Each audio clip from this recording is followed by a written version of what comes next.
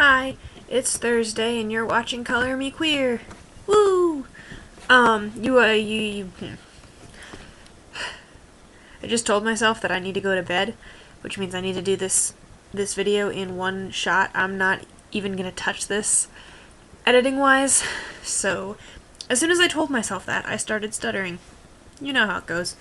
Anyway, the topic this week is monogamy versus polygamy. In the homosexual community, in our lives, in the world, in general. Shake your computer. I'm sorry. My flash drive was digging into my toe. You know how it goes. Polygamy, monogamy. How many people are you willing to boink in your life in a single relationship? That is the question of the day. And why is it such a prevalent topic to those homos? I have an answer to that question. My answer to that question, I think, is because our relationships in the homosexual community are already unscripted. You know, in the straight community, relationship goes meet person of opposite gender, make out with person of opposite gender, fall in love with person of opposite gender, marry person of opposite gender, have sex, make babies with person of opposite gender. Be together forever with nobody else, the end.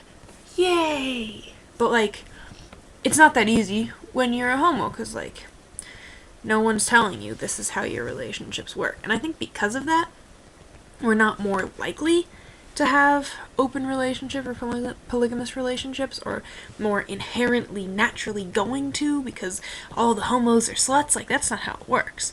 But I think that we are more open to the idea of it, because we are already in an unconventional relationship, so it's not like, oh, I can't do anything weird. Like, you're already doing something weird.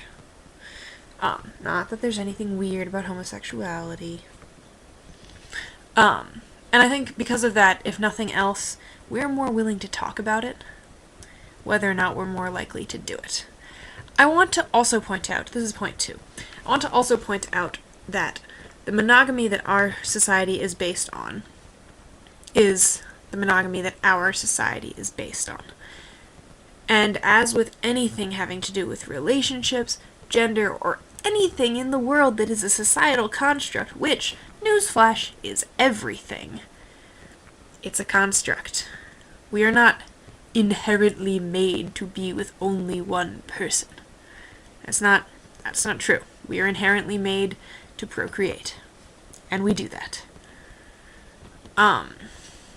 So, I think it's important to remember when thinking about when thinking about polygamy, that though it's taboo in our society, it's not necessarily a bad thing, because it is taboo.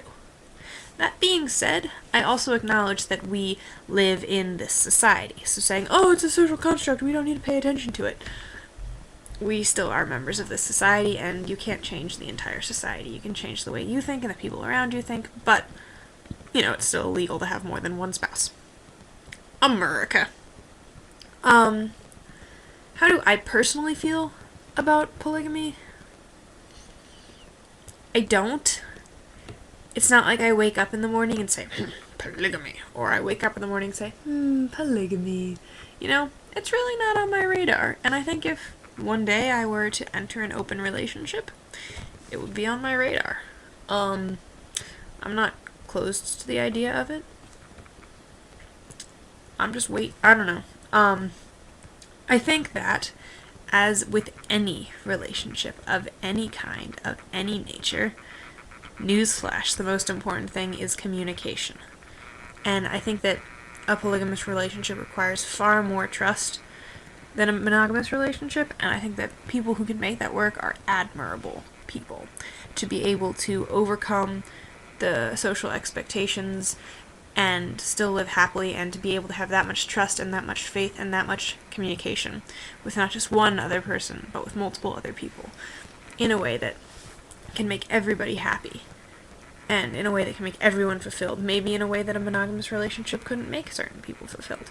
I think that's admirable, and that is how I feel about polygamy.